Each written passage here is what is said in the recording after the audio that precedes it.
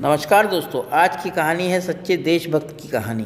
दोस्तों, हमारे देश में हमेशा देशभक्ति को धर्म से ज़्यादा महान माना गया है।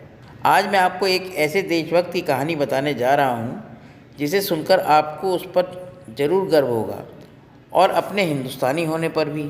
यह बात तब की है जब देश आज़ाद नहीं हुआ था।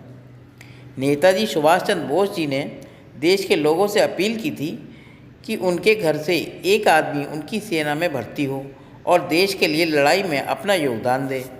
इस अपील को सुनकर पहाड़ी प्रदेश में रहने वाली एक बूढ़ी माँ बहुत खुश हो गई, क्योंकि वह अपने देश से बहुत प्यार करती थी और वह चाहती थी कि उसका बेटा भी सुभाष जी की सेना में भर्ती होकर देश के लिए लड़े।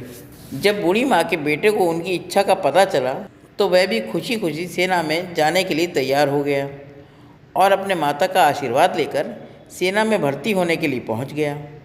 इस सेना में भर्ती होने के लिए कर्नल जब सबसे पूछताछ कर रहा था, तब कर्नल ने लड़के से पूछा कि वह कितने साल का है और उसके घर में कौन कौन है।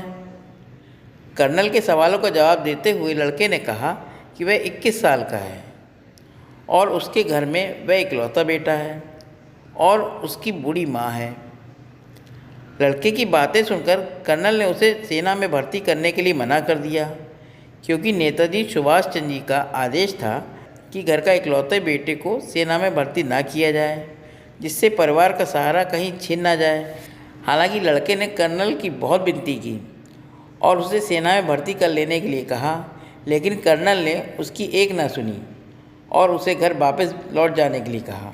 निराश होकर लड़का घर वापस लौट आया और सारी घटना अपनी माँ को बताई। इस दुख को उसकी माँ सहन नहीं कर पाई और उसे आखिरी कुछ शब्द बोलकर वह अपना देह त्याग गई।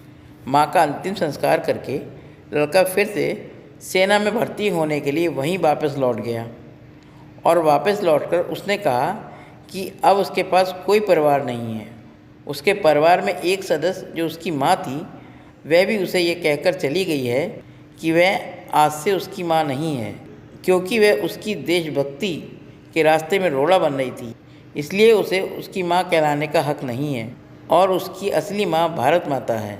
इन सारी बातों का नेताजी को जब पता चला तो उन्होंने देशभक्त माता को श्रद्धांजलि दी और उनके बेटे को सेना में भर्ती कर लिया और उन्होंने कप्तान की पोस्ट पर नियुक्त कर दिया।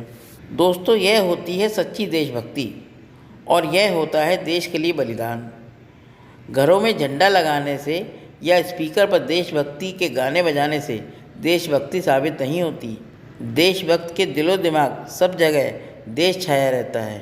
भारत में ऐसे देशभक्तों की कमी नहीं है। ऐसे देशभक्तों को सलाम, भारत माता को सलाम। दोस्तों, ये कहानी कैसी लगी?